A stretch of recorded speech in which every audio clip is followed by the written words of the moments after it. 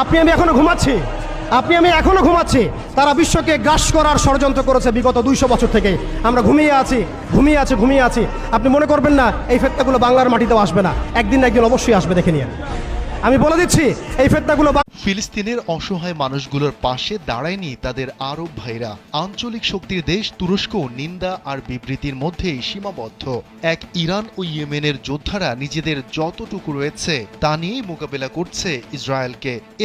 আপনি যদি মনে করেন গাজা দখল করলেই তাদের এই সন্ত্রাসবাদ থেমে যাবে, আপনি ভুল করছেন।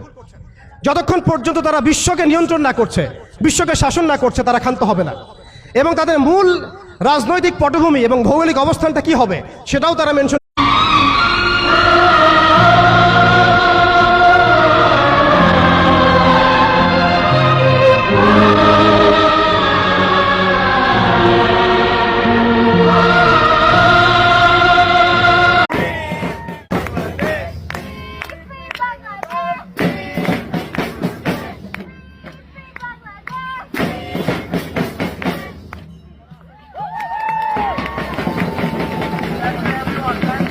প্রতিটা ছক্কা, প্রতিটি উইকেটে ফিলিস্তিনের শিশুরা পাবে 1 লক্ষ রুপি। এমন দারুণ উদ্যোগ নিয়েছে পিএসএল এর দল মুলতান সুলতান। মুলতানের প্রথম ম্যাচেই তহবিলে যোগ হয়েছে 15 লাখ রুপি। টুর্নামেন্টে আরো অন্তত 9টি ম্যাচ খেলবে মুলতান। এই মুসলমান, এই মানুষ, আজকে ফিলিস্তিনের বুকে যা হচ্ছে এটা ফিলিস্তিনের ঘটনা নয়।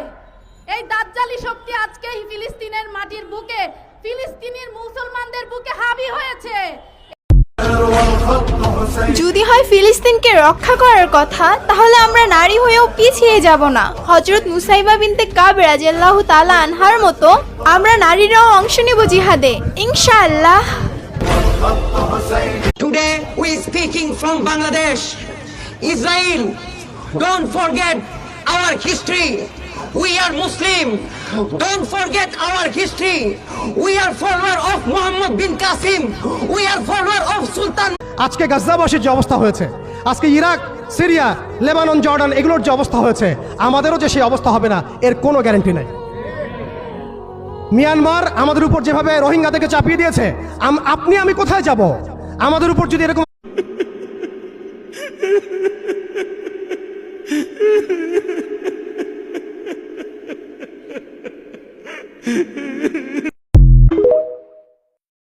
গাজায় ইসরায়েলি স্থল অভিযানের পরিধি বৃদ্ধি পাওয়ায় শেষ সম্বল ও পরিবার নিয়ে নিরাপদ আশ্রয়ের খোঁজে ছুটে বেড়াচ্ছেন গাজাবাসী। বিধ্বস্ত উপত্যকার কোথাও মিলছে না নিরাপদে মাথা গোঁজার ঠাঁই। তেল আবিবের বাধায় প্রায় বন্ধ ত্রাণ